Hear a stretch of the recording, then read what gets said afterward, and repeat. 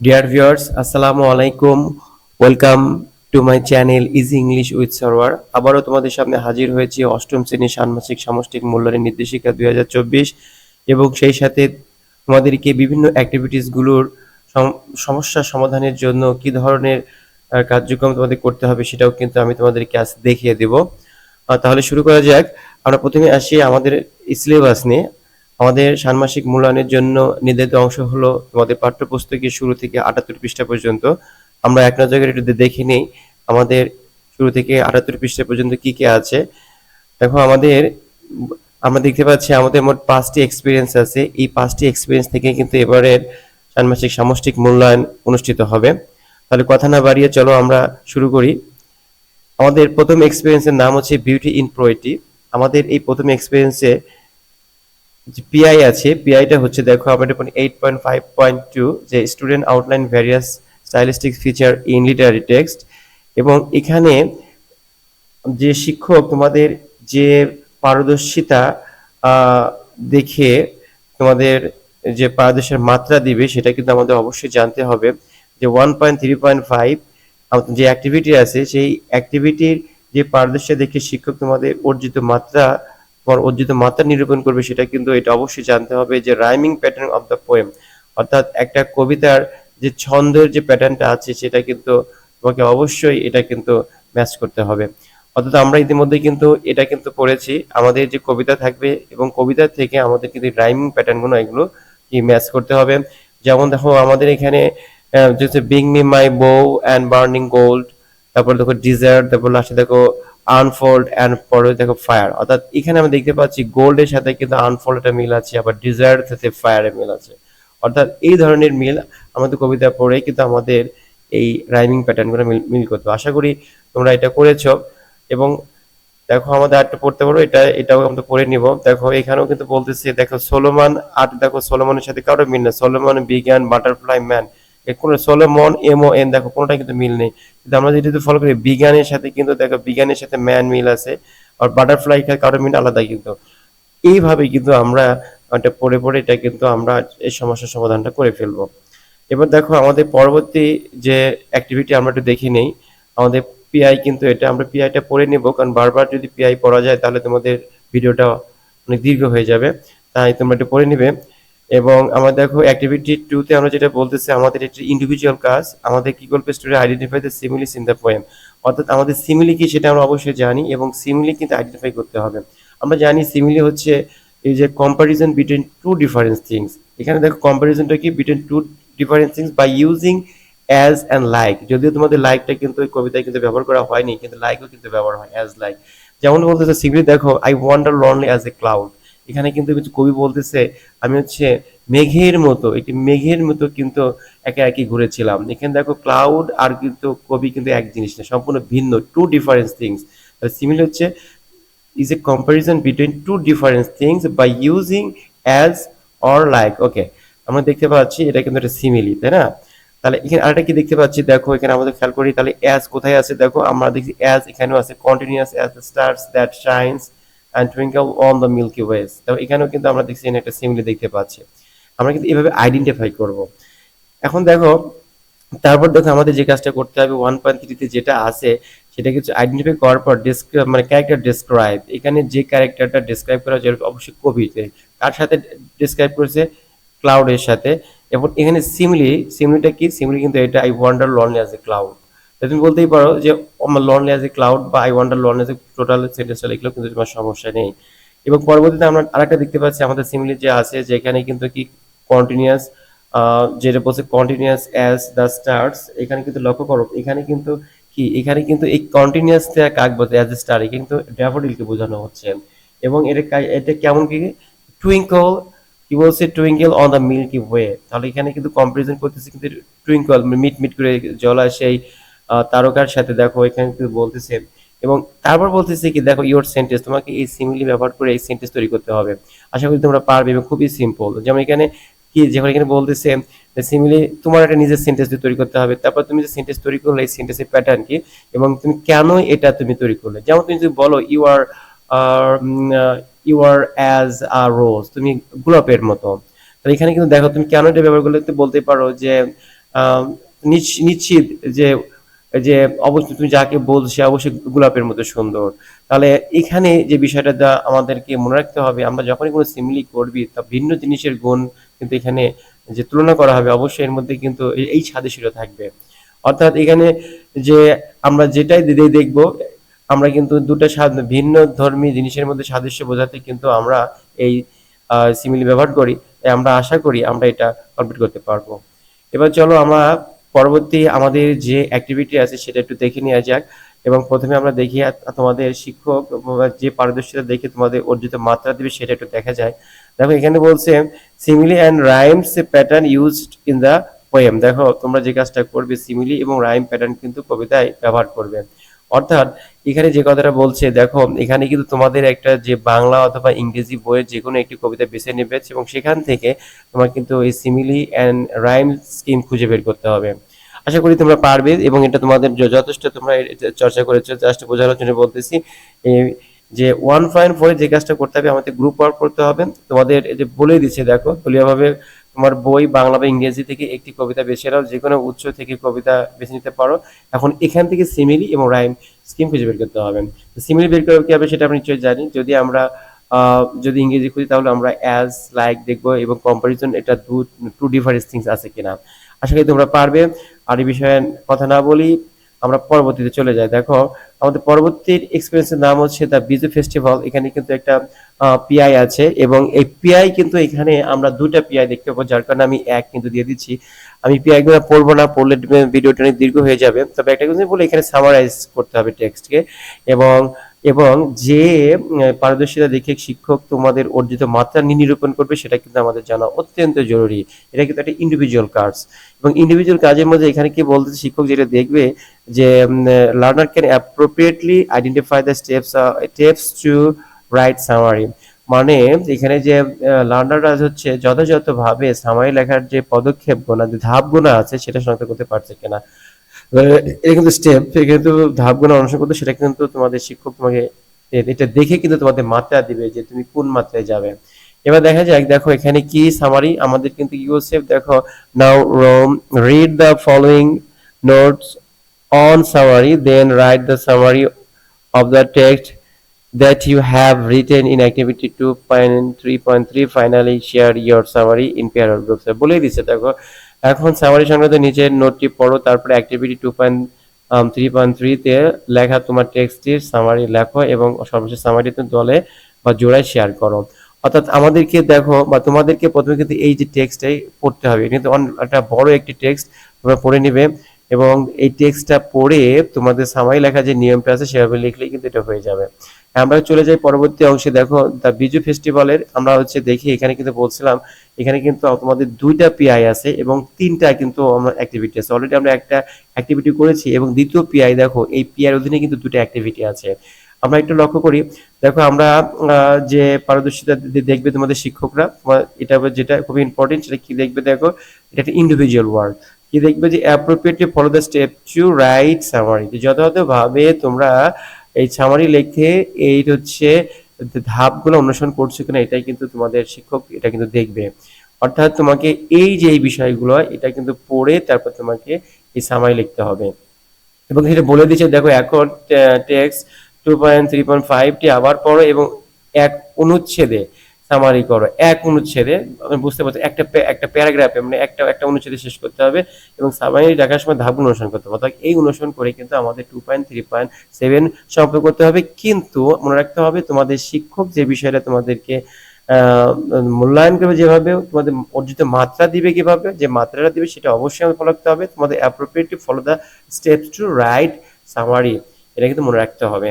তাহলে তো আমরা পরবর্তী অংশে চলে যাই। আমাদের পরবর্তী অংশে আমরা আমরা দেখতে পাচ্ছি যে আমাদের যে 2 নম্বর পিয়ার অধীনে কিন্তু আমাদের আরেকটি অ্যাক্টিভিটি আছে। এই অ্যাক্টিভিটিটা আমরা দেখে নেই। প্রথমে আমরা দেখি আমাদের শিক্ষক যে বিষয়গুলো দেখে আমাদের মাত্রা নিরূপণ করবে সেটা দেখলাম কি বলছে, students use steps to write a summary. হ্যাঁ এবার কিন্তু স্টুডেন্ট একটা সামারি কিন্তু লিখবে বিভিন্ন ধাপ অনুসরণ করে। অর্থাৎ এইগুলো তোমাকে দেখে কিন্তু এটা তোমাকে আবারও তোমাকে সামারি লিখতে হবে। হ্যাঁ তবে একটা কথা বলা বাহুল্য যে এটা কিন্তু তোমাদের পরীক্ষায় কিন্তু হুবহু এ ধরনের কোনো মানে সামারি লেখা হুবহু না আসাটাই সম্ভাবনাটাই বেশি, তোমাদের অন্য কোনো টেক্সট থেকে কিন্তু এটা আসবে। হ্যাঁ, তাহলে আমরা এখন খেয়াল করি, চলো আমাদের পরবর্তী যে এক্সপিরিয়েন্সে আমরা যাই। আমাদের পরবর্তী এক্সপিরিয়েন্স 3 টাইটেল হচ্ছে ল্যাঙ্গুয়েজ অ্যান্ড পাওয়ার। আর এখানে পারফরমেন্স ইন্ডিকেটর বা পিআই কিন্তু যেটা সেটা 8.4.1। আমি এটা পড়লাম না, আবারও বলছি, যদি এটা পড়ি তাহলে ভিডিওটি লম্বা হয়ে যাবে, তোমরা একটু পড়ে নেবে, আমার ভিডিওটি পজ করে তোমরা পড়ে নেবে। এবার দেখো যে বিষয়টা শিক্ষক তোমাদের দেখবে সেটা আমরা একটু দেখি। এটা একটা পেয়ার ওয়ার্ক। এখানে কি বলতেছে, can appropriately identify the feature of the instrumental power in the conversation and write them in the given grid. এখন দেখো এখানে বলতেছে যে কনভারসেশনে তোমাদের এটা হচ্ছে দেখে লার্নার কি করবে, তারা হচ্ছে যথাযথভাবে আইডেন্টিফাই করবে যে feature of instrumental power. Instrumental পাওয়ারটা কি, এটা কিন্তু তারা ইনস্ট্রুমেন্টাল পাওয়ারের ফিচারটা বা বৈশিষ্ট্যগুণ বা লক্ষণগুণ এটা কিন্তু তোমাদের টিচার কিন্তু এটা পরখ করবে, এবং তারপরে তোমাদের হচ্ছে যে মাত্রাটা কিন্তু সে দিবে, এবং তোমাদেরকে লিখতে হবে। এটা একটা গ্রিডস আছে, সেই গ্রিডসে কিন্তু এটা তোমাকে অবশ্যই এগুলো ফিল আপ করতে হবে। তার আগে আমাদেরকে জানতে হবে যে আমাদের ইনস্ট্রুমেন্টাল পাওয়ারের কি কি ফিচার আছে, এটা কিন্তু আমাদের জানতে হবে। যদি এটা আমরা জানতে পারি তাহলে কিন্তু আমাদের জন্য এটা অনেকটাই সহজ হবে, এবং আমাদের এ বিষয়ে কিন্তু কোনো বেগ পেতে হবে না। এবং এটা তোমাদের জন্য কিন্তু ভেরি ভেরি ইম্পর্টেন্ট একটা টপিক, কারণ এটা কিন্তু আহ, আহ, অবশ্যই যদি ইনস্ট্রুমেন্টাল পাওয়ার যদি না বুঝতে পারি তাহলে কিন্তু আমরা সঠিকভাবে আমরা কিন্তু এটা নিরূপণ করতে পারবো না।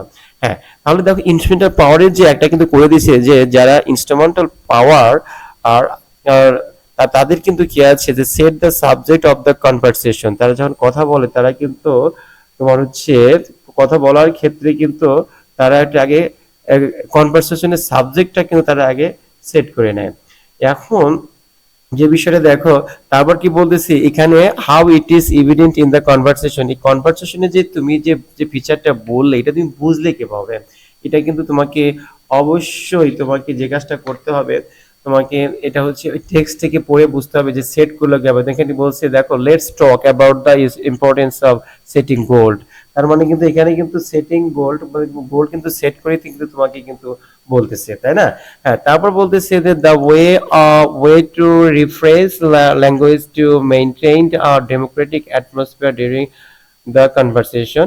এখানে দেখো যে কথাটা বলতেছে যে do you like to talk about the importance of setting goal, যে could you talk about the importance of setting goals. এই যে বিষয়টা এখানে রিফ্রেশ, ল্যাঙ্গুয়েজটাকে রিফ্রেশ করছে। আমরা কিন্তু প্যারাফ্রেজ এবং রিফ্রেশ সম্পর্কে আগে আমাদের অনেক ধারণা আছে।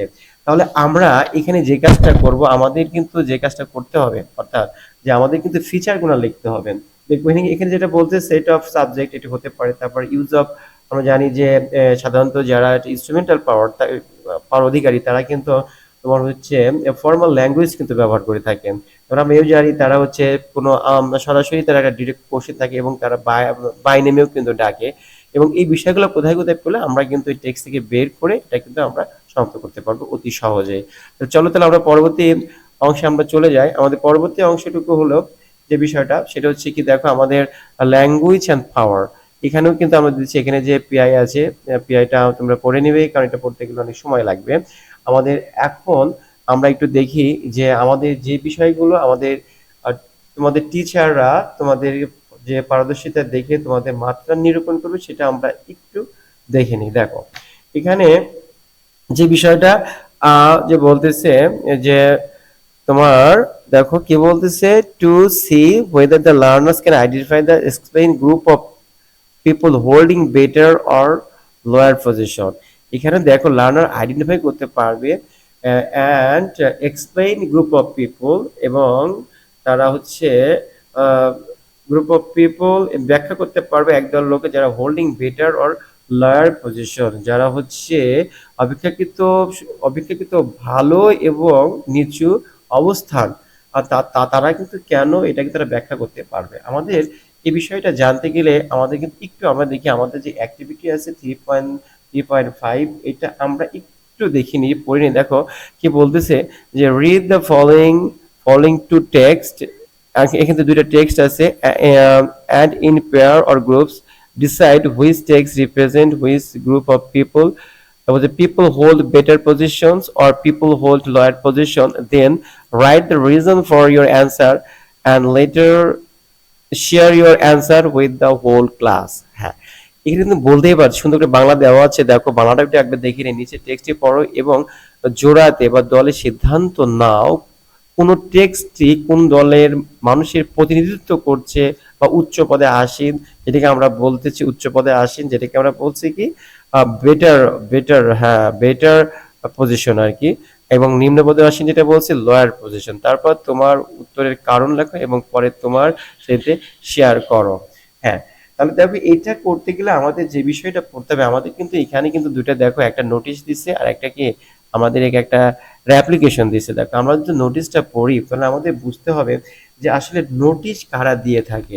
এটা কিন্তু আসলে নোটিশ যারা দেয় তারা কিন্তু একটা অর্গানাইজ একটা অথরিটি কিন্তু দিয়ে থাকে সাধারণ নোটিশে।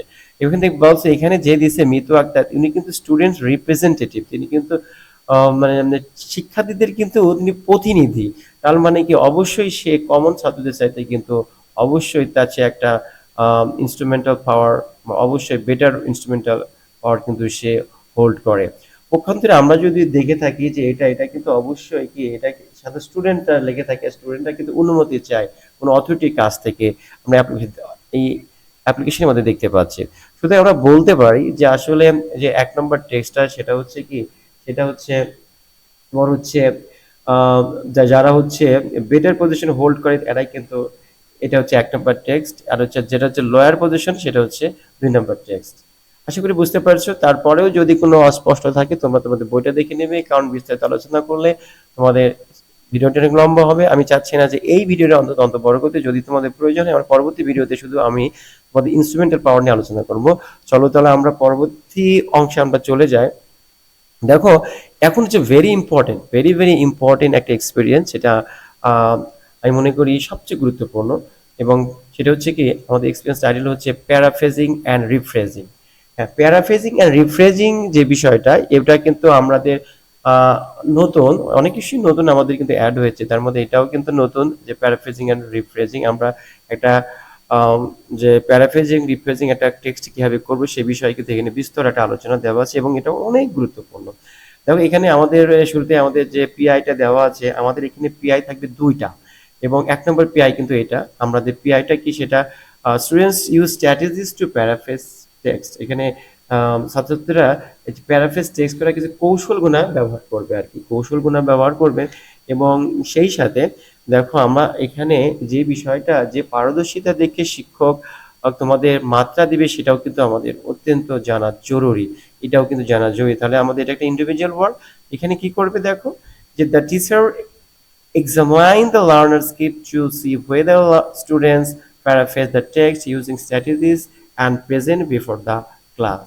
এখানে তো বলে দিছে যে টিচার কি করবে, এক্সামাইন করবে লার্নার স্ক্রিপ্ট, কি করবে to see the whether student paraphrase the text using strategies and present before the class. হ্যাঁ, জাস্ট এটাই বলতেছে যে ছাত্রছাত্রীরা তারা হচ্ছে প্যারাফ্রেজের যে স্ট্র্যাটেজিস আছে সেটা ব্যবহার করছে কিনা এবং ক্লাসে এটা উপস্থাপন করছে কিনা, এটাই কিন্তু তোমাদের হচ্ছে টিচার তোমাদের এটা দেখে কিন্তু তোমাদের মাত্রা নিরূপণ করবে। অর্থাৎ তুমি কি এটাতে তুমি কি পাবে সেটা কিন্তু মাধ্যমে আমরা একটু অ্যাক্টিভিটিটা একটু দেখি। দেখো তো দেখলে কিন্তু বুঝতে পারবে।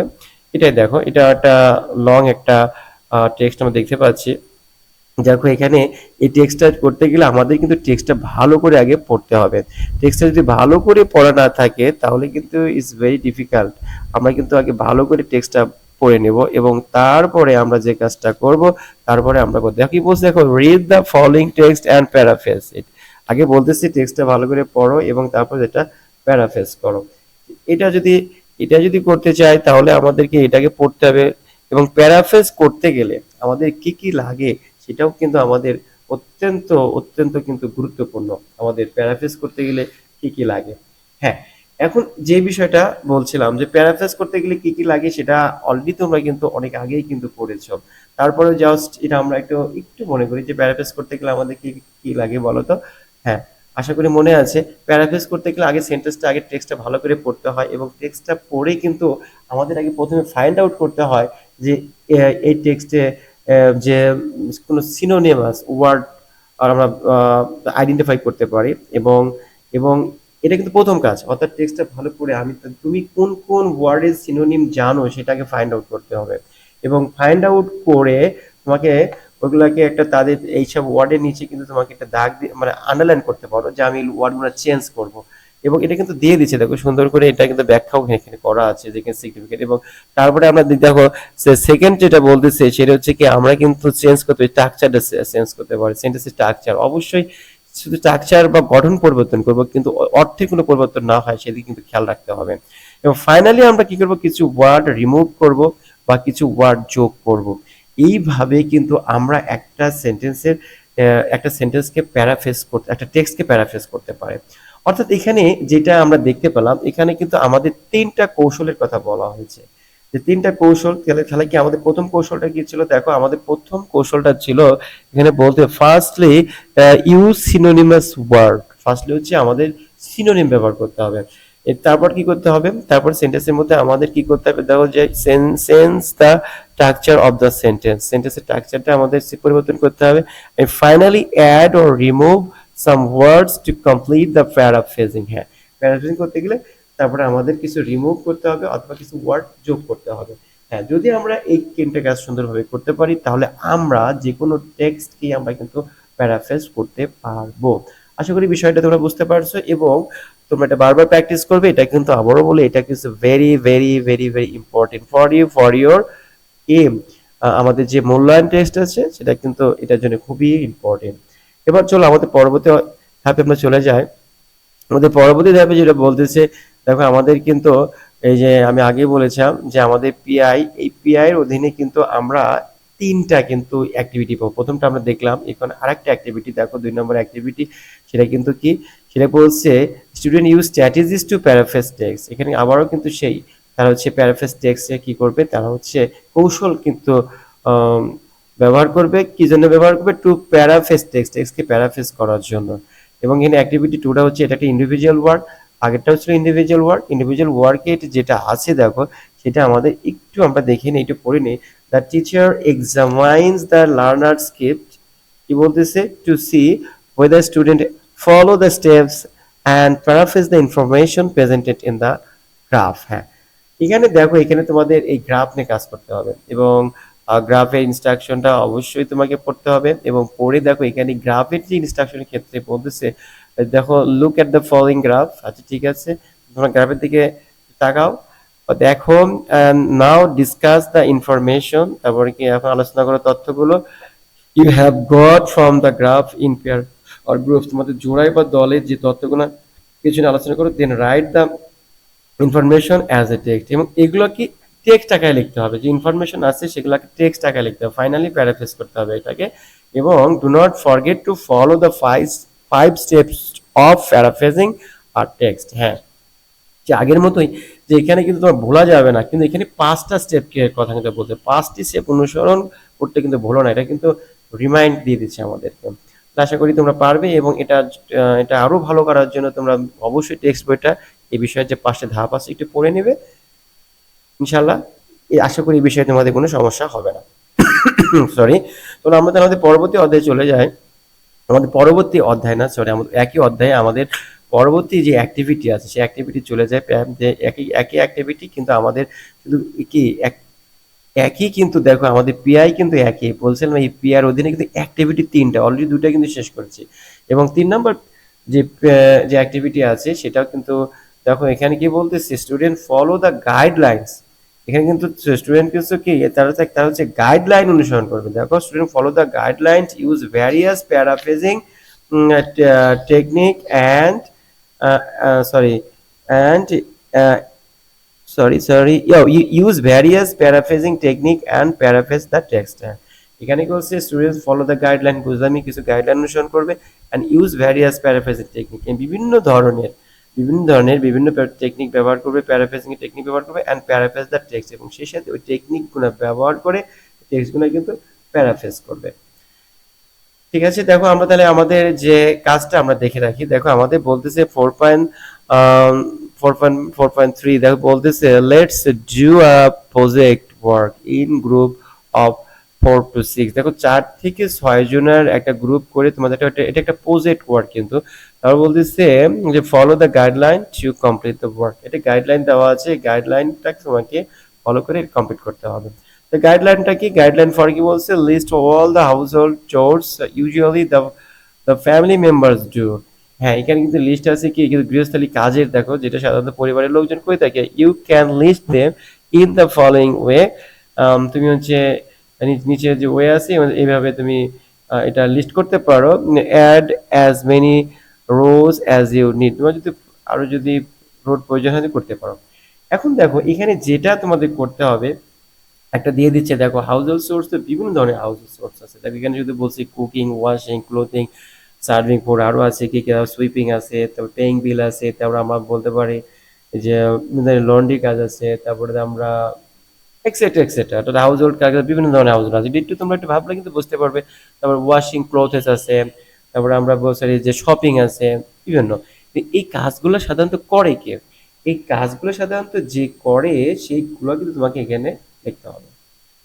এবং আমাদের যে কাজটা করতে হবে, এটা করার পরে আমাদের কিন্তু কি বলতেছে, আমাদের কিন্তু এটা করার পরে কি বলছে, ওই যে দেখো ইনস্ট্রাকশন পড়তে হবে, ইনস্ট্রাকশন পড়ে তারপর কিন্তু আমাকে অবশ্যই প্যারাফেস করতে হবে। কি বলতেছে, প্যারাফেস করতে হবে। আশা করি তোমরা পারবে। তাহলে আমি চলো এটা কিন্তু প্যারাফেসে কিছু যে কিভাবে চারটা পড়ে করতে হবে এটা কিন্তু লিখতে হবে কত, এটা কিন্তু আমরা এই প্যারাফেসটা করতে পারি এগুলো, এবং এটা খুব ইম্পর্টেন্ট। আশা করা যায় এখান থেকে একটা আসবে তোমাদের মূল্যায়ন পরীক্ষায়। এবার চলো আমাদের পরবর্তী অংশে আমরা যাই, যে এক্সপিরিয়েন্স পড়ে কিন্তু আমাদের এটা কিন্তু শেষ হয়নি, আমাদের কিন্তু আরেকটি কিন্তু আমাদের পিআই ছিল, কিন্তু বলছিলাম না যে 1 নম্বর আগে যে 3টা অ্যাক্টিভিটি করলাম সেটা কিন্তু সম্পূর্ণ কিন্তু পিআই একের কিন্তু পারফরমেন্স ইন্ডিকেটর যে 1 নম্বর ছিল সেটা, এখন কিন্তু আমরা এই পিআই কিন্তু আরেকটা দেখো পিআই, সেটা হচ্ছে 2 নম্বর দিচ্ছি, student use strategies to paraphrase একই। কিন্তু এখানে যে বিষয়টা যে ইনি একটু ভুল হয়েছে, আসলে ইনি ভ্যারিয়াস স্ট্র্যাটেজিস হবে, outer various strategies to paraphrase, various strategies various strategies to paraphrase text. এবং এখানে তোমাদের শিক্ষক তোমাদের যে পারদর্শিতা দেখে তোমাদের মাত্রা দিবে সেটাও কিন্তু একটু দেখে নাও, একটু দেখে নাও। দেখো এখানে কি বলতেছে যে the teacher examine the learner script to see whether student identify the write various, identify and write, হ্যাঁ এটা কিন্তু শনাক্ত করতে হবে, লিখতে হবে কি various strategies to paraphrase text, যে টেক্সটকে প্যারাফ্রেজ করার জন্য ছাত্রছাত্রীরা শনাক্ত করতে পারছে কিনা বা লিখতে পারছে কিনা স্ট্র্যাটেজিস গুলো, কৌশলগুলো, সেটাই কিন্তু শিক্ষক তোমাদেরকে দেখবে। তাহলে এটা দেখো, এটা করতে গেলে আমাদের যে কাজটা করতে হবে সেটা কিন্তু আবারও একই বিষয়, আমাদের কিন্তু টেক্সটটা খুব ভালো করে আমাদের 4.3.3 ভালো করে বারবার করতে হবে, এবং এখানে যে স্টেপগুলো অনুসরণ করব, আশা করি অনুসরণ করে স্টেপগুলো অনুসরণ করে যদি আমরা লিখতে পারি তাহলে এই বিষয়ে কোনো আমাদের সমস্যা হবে না। আর এই ভিডিওতে যদি সম্পূর্ণ অ্যান্সারটা বলে দেয় তাহলে ভিডিওটা অনেক লম্বা হবে, আশা করি আমার পরবর্তী কোনো ভিডিওতে তোমরা এর অ্যান্সার পেয়ে যাবে। তাহলে চলো, তাহলে আমাদের পরবর্তী যে আহ, পরবর্তী যে এক্সপিরিয়েন্স সেটা নিয়ে আলোচনা করি। আমাদের পরবর্তী এক্সপিরিয়েন্সের নাম হচ্ছে রাইটিং কোহেসিভলি, এটাও কিন্তু একটা ইম্পর্টেন্ট, আলাদা ইম্পর্টেন্স একটা এক্সপিরিয়েন্স। এখানে দেখো আমাদের রাইটিং কোহেসিভলি, এখানে কিন্তু আমাদের 2টা পিআই আছে, এখানে কিন্তু পিআই কিন্তু 2টা আছে, যার কারণে আমি কিন্তু 1 দিয়েছি। আমাদের প্রথম পিআইটা হয়েছে কি various cohesive device in a text, মানে স্টুডেন্ট আউটলাইন করতে পারবে various cohesive device in a text, এখানে কিন্তু 1 নম্বর পিআই। এবং এখানে যে পারদর্শিতা দেখিয়ে তোমাদের শিক্ষক তোমাদের মাত্রা দিবে সেটা একটু দেখে নি। দেখো এখানে যে মাত্রা দিবে সেটা হচ্ছে কি, এটা একটা পেয়ার ওয়ার্কের মাধ্যম, পেয়ার ওয়ার্ক। সেখানে বলছে the teacher examines the learner script to see whether student identify cohesive device in the text. হ্যাঁ, এখানে কিন্তু টেক্সটের মধ্যে কোহেসিভ ডিভাইস গুলা যে আইডেন্টিফাই করতে পারতেছে কিনা, শনাক্ত করতে পারছে কিনা, এটাই কিন্তু দেখবে। তো এটার আগে কিন্তু আমাদের যে কাজটা করতে হবে যে আসলে কোহেসিভ ডিভাইসগুলো কি কি, এটা কিন্তু অবশ্যই তোমরা জানো, এটা কিন্তু অবশ্যই আবার তোমাকে টেক্সটটা একটু ভালো করে পড়তে হবে, কোহেসিভ ডিভাইসগুলো কি কি। তারপরে এখানে কিন্তু আমাদের কনজাংশন, একটা ফ্যান ভয়েস একটা সংক্ষেপ দিয়েছিল কিন্তু কনজাংশনের ক্ষেত্রে এটাও কিন্তু মনে রাখতে হবে। তারপরে তোমার হচ্ছে লিঙ্ক আর কানেক্টর, যেটাই বলিস প্রত্যেকটা জিনিস কিন্তু তোমাকে এখানে একটু মনে রাখতেই হবে। এবং তারপরে দেখো এই যে কোহেসিভ ডিভাইস কি, এখানে আমাদের একটু পড়তে হবে, এটা সুন্দর করে পড়ে কিন্তু যদি আমরা এটা অ্যান্সার করি তাহলে আমরা এখানে কিন্তু 100% আমরা কিন্তু অ্যান্সার করতে পারবো। এবং এখানে কিন্তু অনেক গুরুত্বপূর্ণ তথ্য আছে, যেটা কিন্তু আমরা যদি ভালো করে যদি প্রিপারেশন না নিই তাহলে কিন্তু এটা সম্ভব না। তাই আশা করি তোমরা এটা অ্যান্সার করার আগে অবশ্যই তোমরা কি করবে, আগে ভালো করে এই টেক্সটটা পড়ে নেবে এবং টেক্সটটা পড়ে নিয়ে আমাদের যে কাজটা করতে হবে কোহেসিভ, এখানে অনেক বড় একটা টেক্সট, তাই না? এই কোহেসিভ ডিভাইসগুলো কি কি দেখো এখানে সুন্দর করে আছে, যে in English grammar there are different kinds of cohesive device. হ্যাঁ, এখানে বলছে থ্রি অফ দেম, আর এখানে তিনটা দিয়েছে দেখো। ইউজিং প্রোনাউন, এখানে প্রোনাউন ব্যবহার করা হয়। তারপর প্রোনাউনের মাধ্যমে কি কিভাবে কি হয় এটা কিন্তু বলে দিয়েছে। বা ইউজিং কনজাংশন, কনজাংশন বলতে আমি আমি তোমাদের বললাম যে ফ্যান ভয়েসটা মনে রাখবে। ফ্যান ভয়েস যে A for for then A for and, N for nor, তারপরে B for but, O for or, Y for yet and S for so. FANBOYS কনজাংশনের ক্ষেত্রে। আর দেখো তোমাদের আরো আছে এখানে, দেখো এখানে এটা একটা বিভিন্ন এক্সাম্পল দিয়েছে এবং লাস্ট দেখো বলছে কানেক্টর বা লিঙ্কিং ওয়ার্ডও কিন্তু এই কোহেসিভ ডিভাইসের মধ্যে অন্তর্ভুক্ত। তা আমরা যদি কোনো টেক্সটে এই ধরনের কোনো কিছু এগুলো দেখে থাকি, বা কোনো এই ধরনের কানেক্টর বা এই ধরনের প্রোনাউন বা এই ধরনের কনজাংশন, বুঝতে হবে যে সেখানে কিন্তু এগুলো একটা কোহেসিভ ডিভাইস। এবং এখানে কিন্তু আমাদেরকে আরো মনে রাখতে হবে যে কনজাংশনের ক্ষেত্রে কি কোনটা কি ব্যবহার করা হয়। যদি এটা জানতে পারি তাহলে আমাদের এই কোহেসিভ ডিভাইস নিয়ে কিন্তু আমাদের আর কোনো ঝামেলা হবে না। হ্যাঁ, এবার একটু দেখা যাক। দেখো, তা আমাদের এই যে এটাই কিন্তু বারবার আলোচনা করতেছে, অনেক লম্বা একটি টেক্সট। আমরা চলে যাই পরবর্তী এতে। দেখো আমাদের পরবর্তীতে যেটা পিআই কিন্তু টু, এখানেও কিন্তু আমাদের একটা অ্যাক্টিভিটি, আমাদের পিআই টু কিন্তু এই যে অ্যাক্টিভিটিটা যেটা খুবই গুরুত্বপূর্ণ, এটাও অনেক গুরুত্বপূর্ণ একটি অ্যাক্টিভিটি। দেখো এখানে বলতেছে after peer checking teacher examine the learners script to see whether students see different cohesive device to organise the paragraph and organise the paragraph to develop an essay. হ্যাঁ, এখানে লক্ষ্য করো, এখানে যেটা খুবই মানে সোজা সাপটা কথা যেটা আমরা বলতে পারি, যে এটা এখানে আমরা আগে একটা পড়ে নেব, পড়ে নিয়ে দেখবো এখানে দেখবে যে প্যারাগ্রাফ গুলা তোমার এটা রিঅ্যারেঞ্জ করা নেই। এখানে কিন্তু আসলে রিঅ্যারেঞ্জ করা নাই, এটা তোমাকে রিঅ্যারেঞ্জ করতে হবে, সঠিকভাবে সাজাতে হবে। যদি এটা করতে চাও দেখো এখানে ফাইনালি, আমরা কিন্তু এর আগে পড়ছিলাম যে কোহেসিভ ডিভাইস ফাইনালি কোথায় ব্যবহৃত হয়। যদি তুমি জানতে পারো তাহলে তোমার এটা নিয়ে কিন্তু কোনো ঝামেলা হবে না। তারপর দেখো থার্ডলি, থার্ডলি কোথায় ব্যবহৃত হয়। তারপর বলতেছে দেখো তোমার প্যারা কি বলতেছে এখানে, দেখো ফার্স্টলি, ফার্স্টলি কত কোহেসিভ কোন জায়গায় ব্যবহার করা হয়, ইন কনক্লুজন কোন জায়গায় ব্যবহার করা হয়। তারপর দেখেন সাদামাটা একটা কথা দেওয়া আছে, এটা কোথায় থাকতে পারে। তবে সেকেন্ডলি এটা কোথায় ব্যবহার হবে। অর্থাৎ প্রত্যেকটা জিনিস কিন্তু আমরা যদি একটু করি তাহলে কিন্তু আমাদের এটা অনেকটাই সহজ হবে।